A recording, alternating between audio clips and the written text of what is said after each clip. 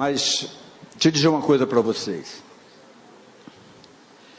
A gente tem, e inclusive eu dou graças a Deus pelo que o sábio falou aqui, como se preparando uma base muito forte para não que descobramos alguma coisa, mas que nós possamos entender que toda evolução espiritual em nossas vidas, advinda do conhecimento revelado da verdade do Senhor para as nossas vidas, advém da sua palavra.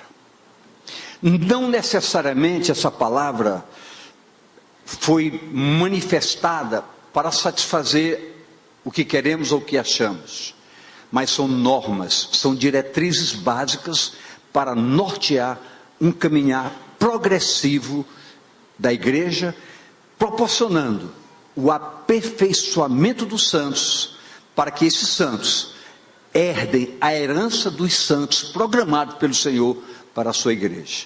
Então, a palavra é na realidade o fundamento que ninguém pode desprezar. Pelo contrário, todo dia é um dia de renovar esses propósitos e um dia de mergulhar mais profundamente para que possamos alcançar esse aperfeiçoamento tão necessário. E o prazer que se tem quando vai conhecendo a palavra, ela vai se revelando, dando conhecimento e sabedoria, o prazer que a gente tem de meditar na palavra e de estabelecer uma comunhão viva com o Senhor todos os dias de nossas vidas. A nossa história vai ser diferente, nosso ânimo vai ser diferente, nossa capacidade de enfrentar a adversidade vai ser diferente, e nós estaremos sendo sustentados, fortalecidos, renovados na força e no poder da presença do Senhor em nossas vidas. Com esse entusiasmo, com essa verdade, que o coração de cada um aqui seja nutrido nesta noite, e as mais ricas bênçãos do Senhor se derramem sobre vossas vidas, e a paz extraordinária, que só a paz vinda do Senhor Jesus alcance o seu coração e lhe dê uma rota de vitória de maneira excelente. Nós abençoamos a todos vocês em o nome do Senhor Jesus. Amém. E podem sentar, por favor.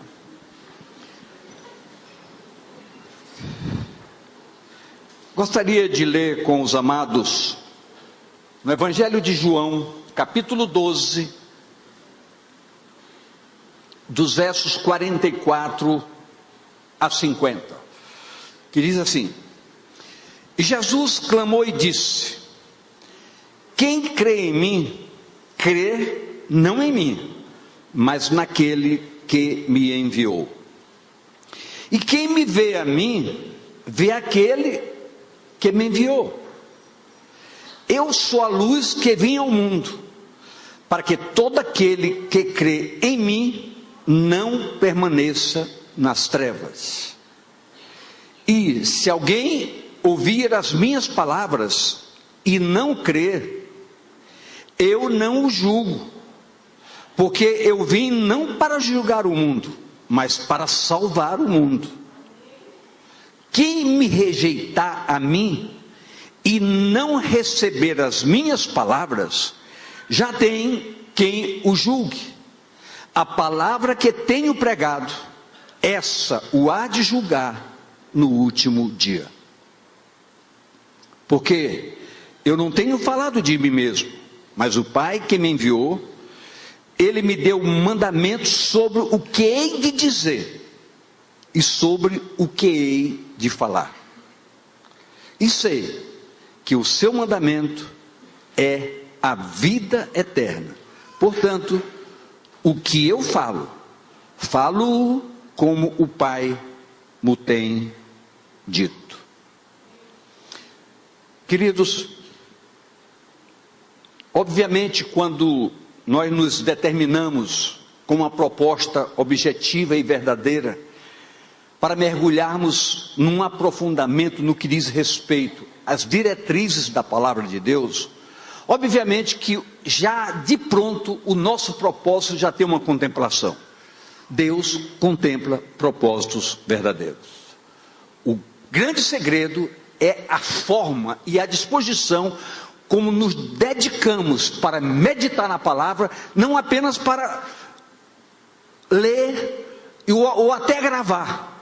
Muita gente grava versículo, mas tem gente que tem aquela facilidade, grava e tal.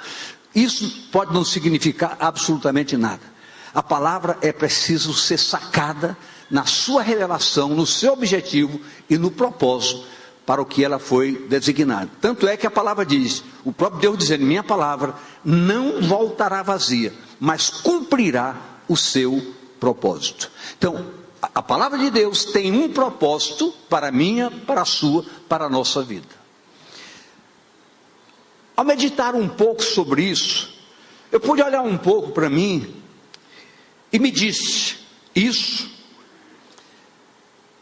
texto lido, para mim, para a minha pessoa, para o eu entender, é um desafio e ao mesmo tempo um extremo conforto e segurança.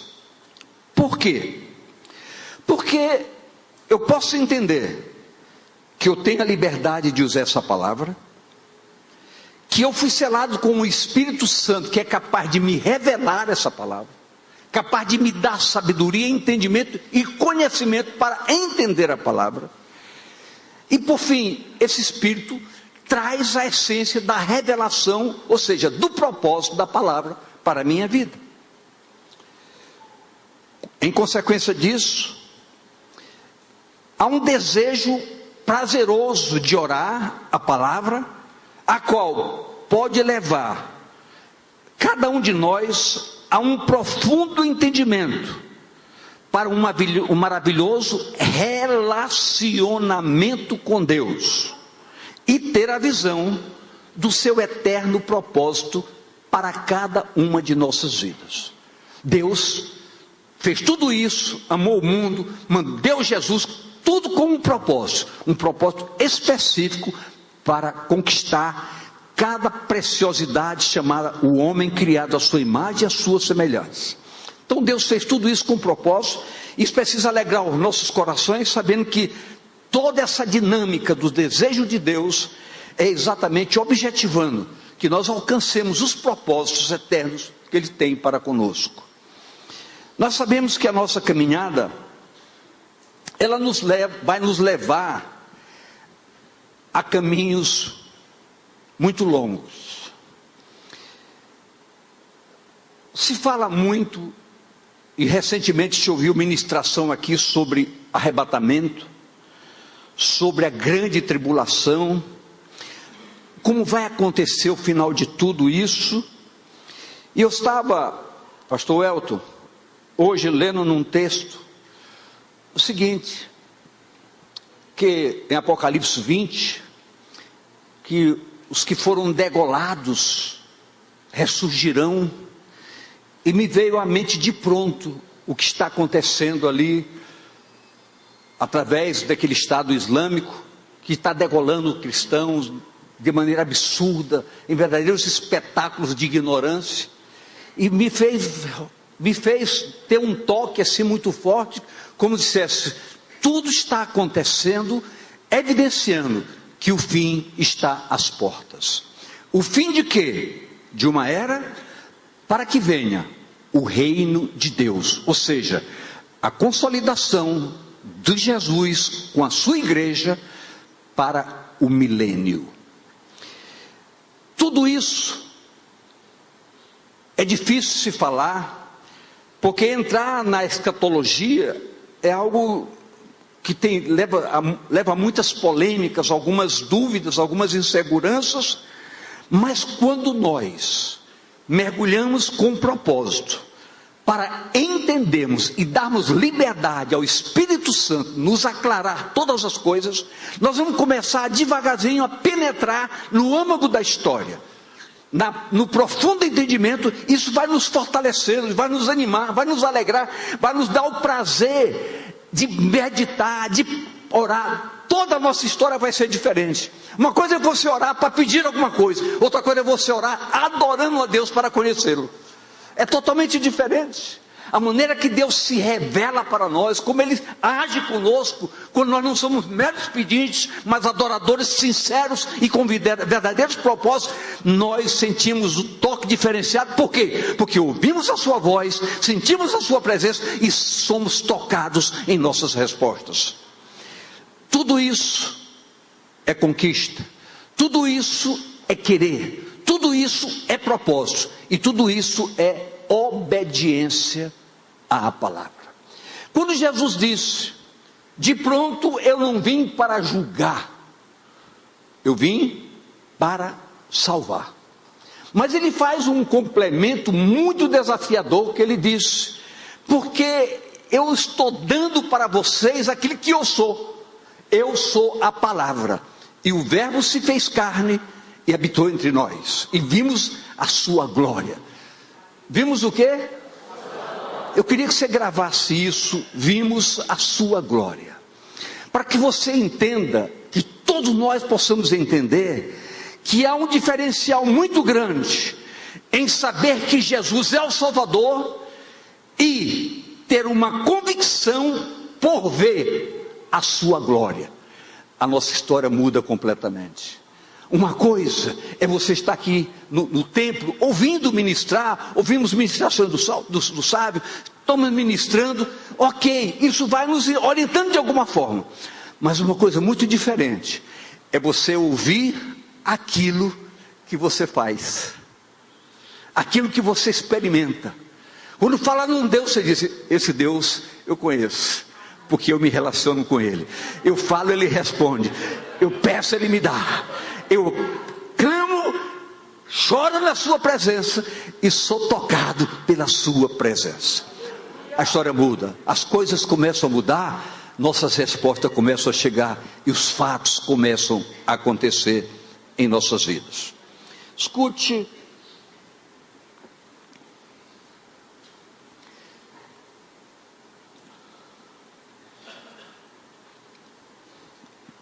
Deixa eu dar uma rotazinha aqui. Atos 9, de 1 a 4. E Saulo, respirando ainda ameaças de morte contra os discípulos do Senhor, dirigiu-se ao sumo sacerdote e pediu-lhes cartas para Damasco, para as sinagogas, a fim de que, se encontrasse alguns daquela seita, quer homens, quer mulheres, os conduzisse presos a Jerusalém.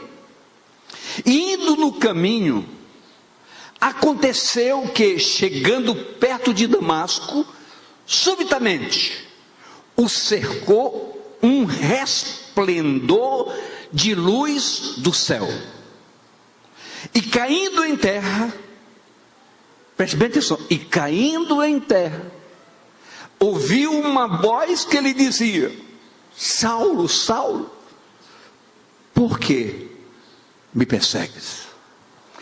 Queridos, Saulo nada mais do que o apóstolo Paulo, no começo da sua história, com propósitos meramente religiosos, era assíduo e fervoroso cumpridor das regras da lei.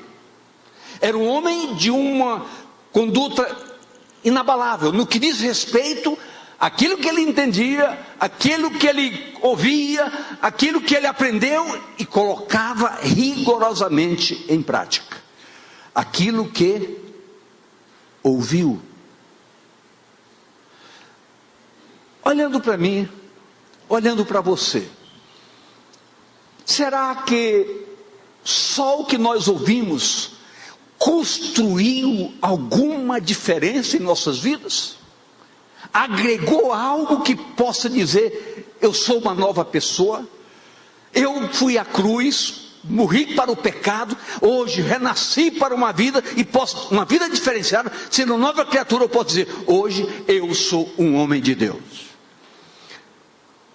O apóstolo Paulo, o Saulo de Tarso, caminhando nesse propósito, como Deus conhecia o propósito do seu coração, se manifestou a ele, e Saulo de Tarso viu a glória de Deus. Quando viu, caiu por terra. Daquele dia em diante, morreu Saulo de Tarso e nasceu Paulo, um novo homem. O perseguidor passou a ser perseguido.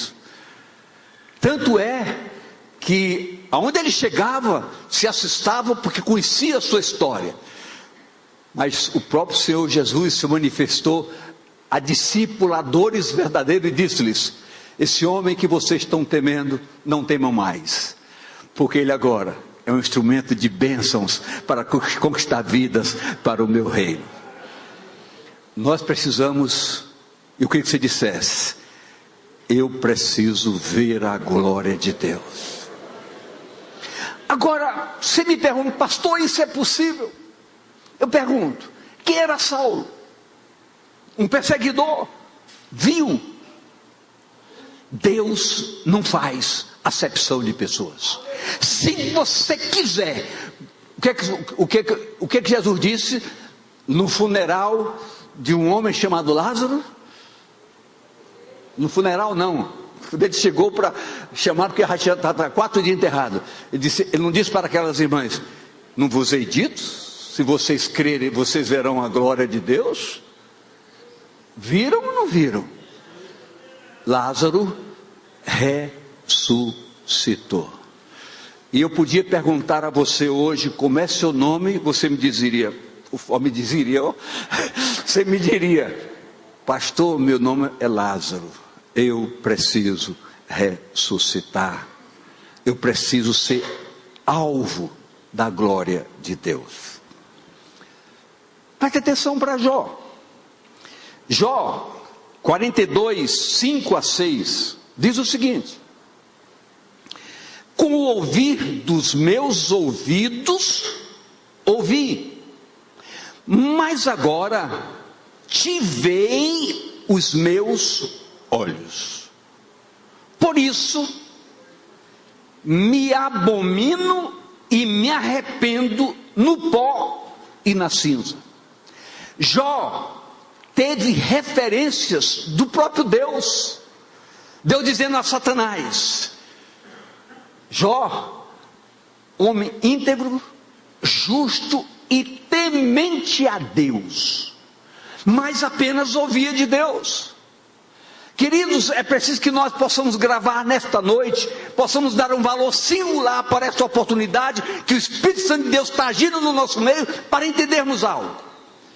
O pastor Monteiro, o Monteiro de antigamente, o que o sábio falou aqui, o sábio de 15 anos atrás, e tantos outros que estão aqui nesta noite, sabem, nós só reconheceremos de fato a nossa podridão quando contemplamos a glória de Deus. Se não for assim, vamos manter escondido coisas dentro de nós e não teremos coragem de falar. E a Bíblia diz que quem confessa e deixa alcança misericórdia. Precisa haver confissão. Eu pequei, eu estou confessando. Eu traí, eu estou confessando. Eu estou pedindo perdão. Por quê? Porque a glória de Deus tira toda a vergonha e me expõe para ser salvo, ser santo, ser lavado, ser purificado pelo sangue do Senhor Jesus.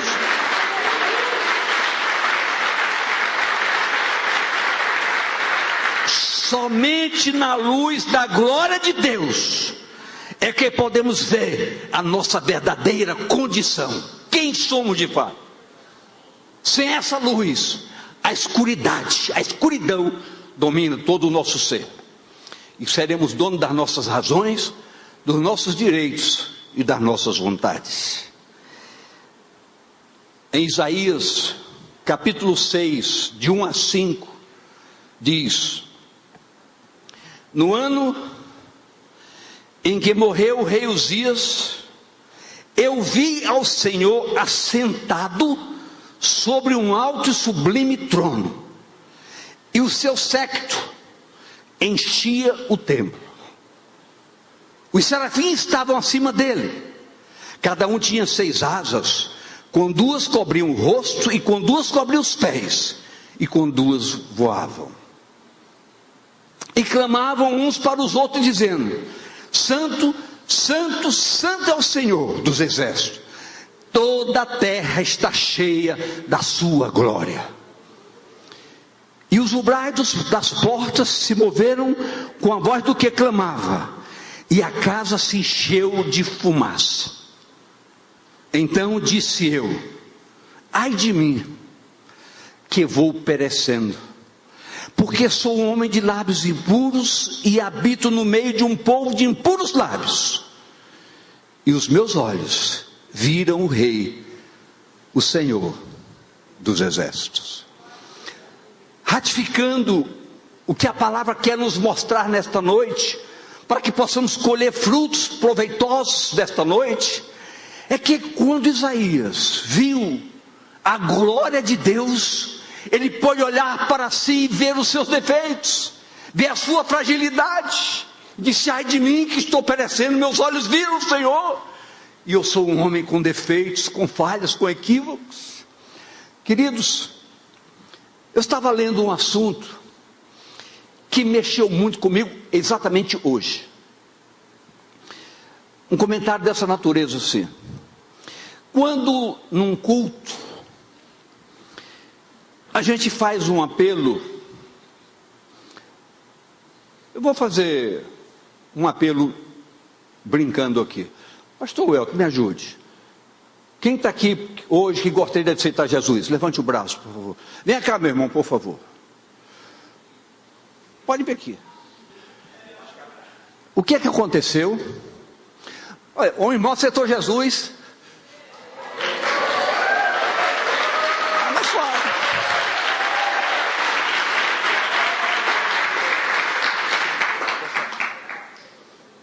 Chegou meu dia. Chegou. Coração duro, só hoje. Foi um milagre, consegui conquistar esse homem aqui, meu filho. Será um pedaço de pau dobrado. Bom, mas escutem. O que me chamou a atenção não foi isso. Foi que o comentarista disse: nesse dia, a igreja comete um grande equívoco. Por quê?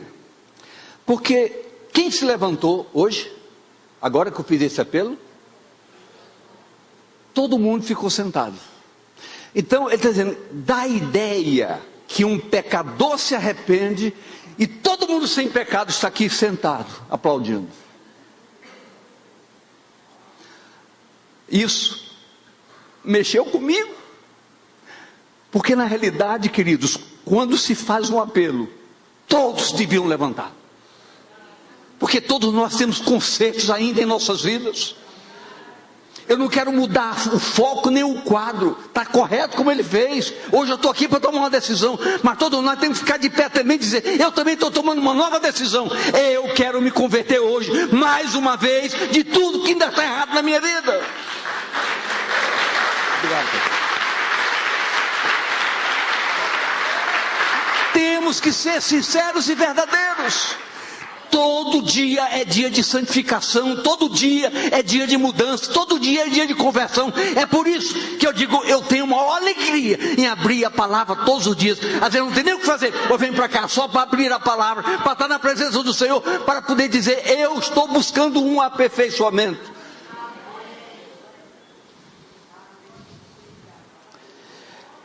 Isaías disse, era profeta: ai de mim, o profeta, ai de mim. Eu posso ouvir amém, queridos? Daniel, capítulo 10, de 4 a 9. No dia 24 do primeiro mês, eu estava à borda do grande rio Idequel, que é o rio Tigre. E levantei os meus olhos e olhei e vi um homem vestido de linho e os seus lombos cingidos com ouro fino de Ufaz. E o seu corpo era como turquesa, o seu rosto parecia um relâmpago, os seus olhos como tochas de fogo, e os seus braços e os seus pés como cor de bronze assacalado, e a voz das suas palavras como voz de uma multidão. E só eu, Daniel, vi aquela visão. Os homens que estavam comigo não a viram. Não obstante, caiu sobre eles um grande temor, e fugiram, escondendo-se da glória de Deus. Fiquei, pois, eu só, e vi esta grande visão, e não ficou força em mim, e transmudou-se em mim a minha formosura em desmaio, e não retive força alguma. Contudo, ouvi a voz das suas palavras, e ouvindo a voz das suas palavras, eu caí com meu rosto em terra, profundamente adormecido.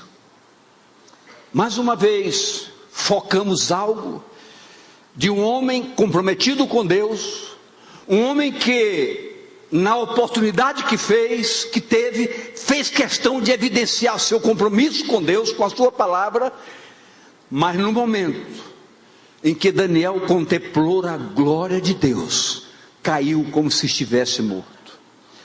Queridos, tudo isso eu estou buscando enriquecer o foco objetivo desta noite, que é um clamor sincero ao Deus Todo-Poderoso, que permita nesta noite, cada um aqui entenda, é tempo de buscar a Deus. Nós só vamos nos esvaziar plenamente de todas as riquezas terrenas quando verdadeiramente nós entendermos que a maior riqueza que um homem pode ter é a segurança da sua salvação, porque a vida passa, as riquezas passam, as alegrias deste mundo passam, mas a alegria do Senhor é a nossa força, e se renova a cada dia, e nos fortalece, e nos anima, e nos conduz em triunfo. Então é preciso que nós entendamos isso, é preciso que a gente comece a entender, que não é chatice dos pastores, está aqui batendo na tecla. Queridos, meditem, ganhem, gastem, não ganhem tempo todo dia. Tire um momento com a palavra, tire um momento para orar, ore com seriedade, não ore para pedir, ore para adorar, porque na adoração você recebe muito mais do que você iria pedir, se fosse só um pedido a ser feito numa oração. Vamos mudar de estratégia, vamos assumir esse compromisso muito sério, de ser uma igreja que ora, uma igreja que medita, uma igreja que reconhece quão preciosa é a presença do Senhor em nossas vidas.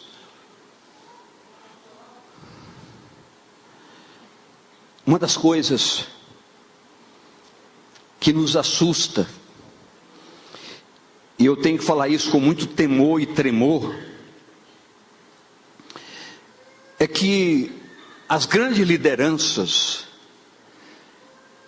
estão vendo os púlpitos como um lugar de destaque. Eu sou famoso na minha cidade, eu sou reconhecido pela dinâmica do que prego, do que falo. Esse lugar, em nome de Jesus, eu não quero ocupar. Eu quero sair daqui dizendo: meu Deus foi glorificado, foi honrado. Eu sou um privilegiado em poder abrir a sua palavra e transmitir, ajudando pessoas a conhecerem a verdade. Queridos, não se forja isso, se sente isso. Isso não é um propósito formatado por o que alguém me ensinou, não. Isso tem que estar aqui dentro. Tem que estar aqui dentro.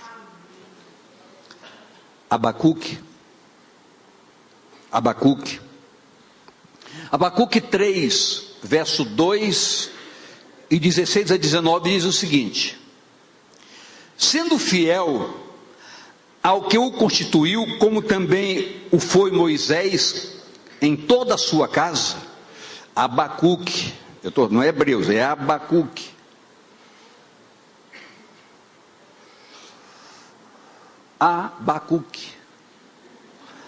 H-A-B-A-C-U-Q-U-E.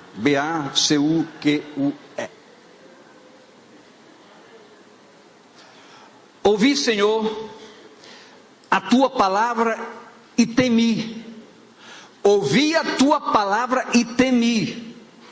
Aviva, ó Senhor, a tua obra no meio dos anos. No meio dos anos a notifica. Na ira, lembra-te da misericórdia. Agora, 16 a 19. Ouvindo eu, o meu ventre se comoveu à sua voz, tremeram os meus lábios. Entrou a podridão nos meus ossos, e estremeci dentro de mim. Descanse eu no dia da angústia, quando ele vier contra o povo que nos destruirá. Porquanto, ainda que a figueira não floresça, nem haja fruto na vide, o produto da oliveira minta, e os campos não produzam mantimentos, as ovelhas da malhada sejam arrebatadas, e nos currais não haja vacas, todavia, por ter ouvido a sua voz, por ter visto a sua glória, eu me alegrarei no Senhor, exultarei no Deus da minha salvação. Jeová, o Senhor é a minha força, e fará os meus pés como das servas, e me fará andar sobre as minhas alturas, porque vi a sua glória, e contemplei a sua presença, e ouvi a sua voz. Queridos, qual a voz que vocês estão ouvindo aqui agora? É a minha voz. Mas Deus queira que essa voz desapareça e você possa sentir o próprio Senhor falando com você. Eu estou sendo pretensioso? Não, a palavra de Deus me garante isso. Quando se ouve a palavra com fundamentos, não é a voz de homem que ouvimos, é a voz do Senhor, porque a palavra é a palavra dele, e a revelação vem através da ação do Espírito Santo. Então todos nós aqui podemos dizer nesta noite, o Senhor Deus nos fala através da sua palavra, e nos desafia para prosseguirmos, para avançarmos, para continuarmos buscando, para entendermos a essência dessa palavra, e que ela possa ser verdadeiramente esmiuçada para o nosso entendimento, para que se entenda ponto por ponto, e nossas vidas sejam totalmente diferentes de hoje em diante. Queridos, não podemos imaginar, não podemos nem sequer aceitar, cogitar, que tudo que o Senhor está permitindo nesta noite, usando homens falhos, mas com propósitos sinceros e verdadeiros, que tenham um compromisso com a santidade, de que alguém saia daqui sem levar consigo um fruto novo, uma semente nova, que vai germinar e vai produzir mudanças radicais na sua vida, e você não será nunca mais a mesma pessoa que você chegou aqui nesta noite. É só você querer, porque se você quiser e você ouvir, você vai comer do melhor desta terra, em nome do Senhor Jesus. Vai comer do melhor, em nome de Jesus.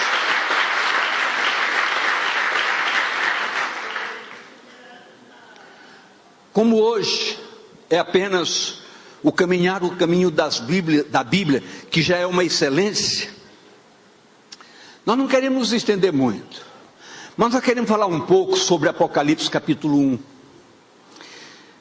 Coloca Apocalipse 1, começa no 9, eu vou dizendo versículo por versículo até chegar onde eu quero. Eu, João, que também sou vosso irmão. Você está ouvindo bem isso? Ou que João está querendo dizer, eu, João, igual a você, com o mesmo direito seus, vosso irmão, companheiro na aflição e no reino, e na paciência de Jesus Cristo, estava na ilha chamada Patmos, por causa da palavra de Deus, e pelo testemunho de Jesus Cristo. Essa ilha é uma ilha no mar Egeu, é uma pequena ilha de pedras, cercada de água, é uma ilha, claro. Então, por causa do testemunho de João, do compromisso dele com o Senhor, ele foi levado para essa ilha. Mas quando João se encontrava totalmente abandonado, sozinho ali, eis que eu fui arrebatado em espírito no dia do Senhor, E ouvi detrás de mim uma grande voz como de trombeta, que dizia: o que vês, escreve-o num livro e envia-o às 7 igrejas que estão na Ásia: Éfeso, Esmirna, Pérgamo, Tiatira, Sardes, Filadélfia e Laodiceia. Deixa eu dizer algo para você, e gostaria que você prestasse bem atenção. Eu tive o privilégio pessoal de visitar cada uma dessas igrejas na Turquia. E o que se encontra lá? Apenas pedras. A história conta o que foi, não o que é. Mas quando se busca saber por que Jesus fez referência separando 7 igrejas, o que se aprendeu lendo, estudando sobre isso, é que ali Jesus estava focando o perfil da sua igreja ad eterno, a igreja da história, a igreja também de hoje, mostrando em cada uma delas características que precisavam ser mudadas, objetivando o quê? Não aconteça o que aconteceu com elas, que hoje só história. Nós não podemos viver da história que nós fomos, nós temos que viver de uma realidade. Eu sou um servo de Deus, eu tenho certeza absoluta que estarei herdando a herança dos santos. Mas para isso, aquelas correções precisam acontecer. Daí a importância de lermos, de estudarmos, e vamos trazer aqui, já tinha até combinado, um breve estudo sobre cada uma dessas igrejas. Vamos fazer aqui, vamos sentar aqui alguns pastores, vamos conversar sobre essas 7 igrejas. Eu creio que é para proveito de todos nós, porque eu não consigo entender o Senhor se preocupando em revelar uma situação dessa natureza sem propósitos. Sem propósitos. Nós não somos Sardes, nós não somos Éfeso, nós não somos Esmirna, nós somos IBMA, nós somos tudo isso, porque aqui dentro tem os mesmos erros que estavam lá. E precisamos mudar a nossa história. Porque o propósito da revelação de João era mostrar através dessas cartas uma solução para o problema. Tanto é que no final de cada uma delas, o que está escrito? Ao que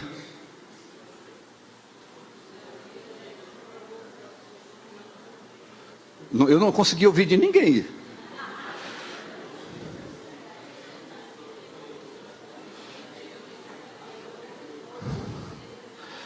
Ao que ouvir, vou fazer isso, a quem não ouvir, vai acontecer aquilo, outro. Diz mais: e virei-me para ver quem falava comigo, e virando-me, vi 7 castiçais de ouro, e no meio dos 7 castiçais, um semelhante ao Filho do Homem, vestido aos pés de uma veste comprida e cingida pelo peito com um cinto de ouro. Esse cinto tem um esticado muito profundo, porque não é um cinto de passar aqui, é um cinto que vem do lombo. E a sua cabeça e cabelos eram brancos, como a lã branca. Eu não quero fazer alusão ao meu, né? Como a neve, e os seus olhos como chama de fogo. E os seus pés semelhantes a latão reluzente, como se tivesse sido refinado numa fornalha. E a sua voz como a voz de muitas águas. E ele tinha na sua destra, na sua direita, 7 estrelas, e da sua boca saía uma aguda espada de 2 fios, e o seu rosto era como o sol, quando na sua força resplandece. Se eu fosse continuar lendo até o verso 20, ia mostrar que quando João se deparou com isso, caiu como morto. Mas cada componente da visão que ele teve de um semelhante ao Filho do Homem tem uma razão de ser. Fala sobre julgamento, fala sobre chamada, fala sobre vida, mas a espada já não é mais agora o Cristo dizendo, não vim para vos julgar. Essa espada significa a palavra que nos julga. É a igreja entrando no julgamento. Queridos, nós somos privilegiados.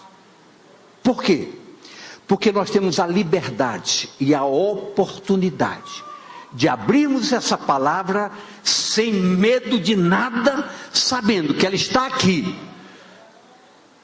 para pegar a minha vida, pegar a sua vida e mudar a nossa história. Eu quero dizer, eu falei sobre Paulo, Jó, Isaías, Daniel, Abacuque e João. Eu quero dizer que nesta noite eu falei sobre você, sobre você, sobre você, sobre você, sobre você, sobre você, sobre você, sobre todos. Porque se nós quisermos e nós ouvirmos, nós vamos ouvir a voz de Deus, nós vamos ver a sua glória e a nossa vida nunca mais será a mesma. Vamos ficar de pé e vamos dar um aplauso ao Senhor Jesus por isso.